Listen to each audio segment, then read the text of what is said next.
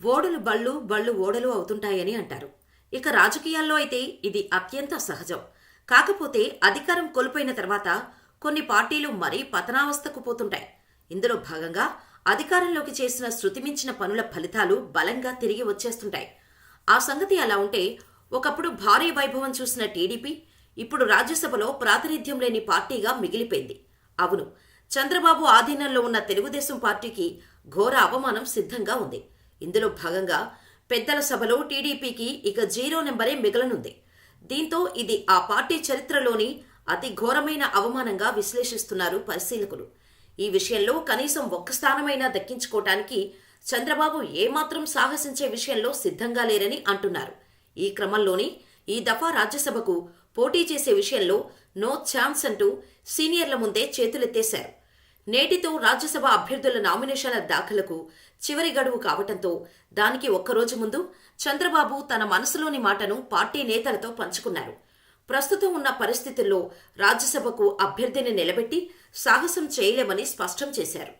దీంతో పార్టీ ఆవిర్భవించిన తర్వాత తొలిసారిగా టీడీపీకి ఈ గతి పట్టిందనే కామెంట్లు వినిపిస్తున్నాయి. చంద్రబాబు తీసుకున్న తాజా నిర్ణయంతో ఏమాత్రం టెన్షన్ లేకుండా 3కు 3 రాజ్యసభ ఎంపీలు ఏకగ్రీవంగా గెలవటమన్నది ఇక వైసీపీకి లాంఛనం అయిపోయినట్టే. వాస్తవానికి నిన్న మొన్నటి వరకు రాజ్యసభకు అభ్యర్థిని నిలబెట్టేందుకు బాబు సిద్ధమవుతున్నారని ఒకరంటే, వైసీపీ నుంచి సుమారు 40 మంది ఎమ్మెల్యేల మద్దతు తమకుందని బీరాలు పలికిన టీడీపీ నేతలు ఇంకొందరు. ఎట్టి పరిస్థితుల్లోనూ రాజ్యసభకు టీడీపీ నుంచి ఒక అభ్యర్థిని పంపుతామని వైసీపీ అసంతృప్త ఎమ్మెల్యేలు అందుకు రెడీగా ఉన్నారని కూడా చెప్పుకున్నారు.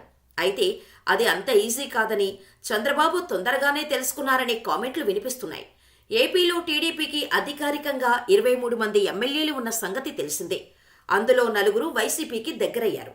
అయినప్పటికీ గత ఏడాది జరిగిన ఎమ్మెల్సీ ఎన్నికల్లో వైసీపీ నుంచి 4 ఎమ్మెల్యేలు టీడీపీ వైపు రావటంతో 23 నెంబర్ సరిపోయింది. అయితే తాజాగా గంటా శ్రీనివాసరావు రాజీనామాను స్పీకర్ ఆమోదించి షాకిచ్చారు. దీంతో నెంబర్ 22కు పడిపోయింది. ఇదే సమయంలో వైసీపీ నుంచి టీడీపీలో చేరిన 4 ఎమ్మెల్యేలపైన అనర్హత కత్తి వేలాడుతూ ఉంది. అదే జరిగితే మళ్లీ టీడీపీ నెంబర్ 18కి పడిపోతుంది. అయితే 44 మంది ఎమ్మెల్యేల మద్దతు ఉంటేనే తప్ప రాజ్యసభ సీటు దక్కదు. అంటే ఇంకా 26 మంది ఎమ్మెల్యేలు వైసీపీ నుంచి టీడీపీలోకి రావాలి. ఇది ప్రాక్టికల్గా జరిగే విషయం కాకపోవడంతో నిన్నటి వరకు హడావుడి చేసిన టీడీపీ నేతలు కిమ్మనకుండా గమ్మునున్నారని తెలుస్తోంది. దీంతో తెలుగుదేశం పార్టీ పుట్టిన తర్వాత ఫస్ట్ టైం రాజ్యసభలో 0 నెంబర్తో కనిపించబోతోంది. అంటే బాబు ప్రెసిడెంట్గా ఉన్న టైంలో ఇది మరో బ్యాడ్ రికార్డ్ అని అంటున్నారు పరిశీలకులు. ఇక ఇదిలా ఉంటే సార్వత్రిక ఎన్నికలు సమీపిస్తున్న వేళ తెలుగుదేశం పార్టీకి మరో ఎదురుదెబ్బ తగిలింది. టీడీపీకి కేంద్ర మాజీ మంత్రి కిషోర్ చంద్రదేవ్ రాజీనామా చేశారు. ఎన్డీఏలో టీడీపీ చేరే ప్రయత్నాలను ఆయన తీవ్రంగా వ్యతిరేకిస్తూ రాజీనామా చేశారు. విద్వేష శక్తులతో చేతులు కలపటం సహించరాని విషయమని, అధికారం కోసం తన ఆత్మను అమ్ముకోలేనని చంద్రబాబుకు ఆయన ఘాటు లేఖ రాశారు. కిషోర్ చంద్రదేవ్ అరకు లోక్సభ స్థానం నుండి 5 సార్లు గెలిచారు. 1994 నుండి 2000 వరకు రాజ్యసభ మెంబర్గా ఉన్నారు. కేంద్ర మంత్రిగా, అఖిల భారత కాంగ్రెస్ కమిటీలో జనరల్ సెక్రటరీగా పనిచేశారు. రాష్ట్ర విభజన తర్వాత 2014 ఎన్నికల్లో ఓటమి పాలయ్యారు. ఆ ఎన్నికల్లో వైసీపీ అభ్యర్థి కొత్తపల్లి గీత విజయం సాధించగా కిషోర్ చంద్రదేవ్ కేవలం 52,000 ఓట్లు సాధించి 3వ స్థానంలో నిలిచారు. అనంతరం కాంగ్రెస్ పార్టీకి రాజీనామా చేసి తెలుగుదేశం పార్టీలో చేరారు. 2019 ఎన్నికల్లో టీడీపీ అభ్యర్థిగా పోటీ చేసిన కిషోర్ చంద్రదేవ్పై వైసీపీ అభ్యర్థి గొట్టేటి మాధవి 2,24,000 పైచిలుకు మెజారిటీతో గెలిచారు. ఓటమి తర్వాత కిషోర్ చంద్రదేవ్ పార్టీకి దూరంగా ఉన్నారు. ఈ నేపథ్యంలో రాబోయే ఎన్నికలకు సంబంధించి టీడీపీ అధినేత చంద్రబాబు ఈ నెల మొదటి వారంలో అరకు అసెంబ్లీ, పార్లమెంటు స్థానాలకు ఇన్ఛార్జీలను ప్రకటించారు. అరకు అసెంబ్లీ నియోజకవర్గానికి సివేరి దొన్నుదరను, పార్లమెంటు నియోజకవర్గానికి కిడారి శ్రావణ్ కుమార్ను ఇన్ఛార్జిగా నియమించారు.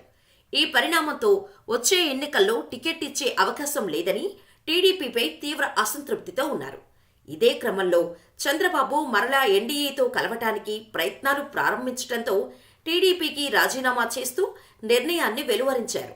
అయితే ఆయన అధికార వైసీపీలో చేరతారా లేక కాంగ్రెస్ పార్టీలోకి వెళతారా అనేది తెలియాల్సి ఉంది. మొత్తానికి ఈ పరిణామాలతో ఏపీకి రాజకీయం కాస్త గట్టిగానే వేడెక్కింది అనేది స్పష్టమవుతుంది. చూడాలి మరి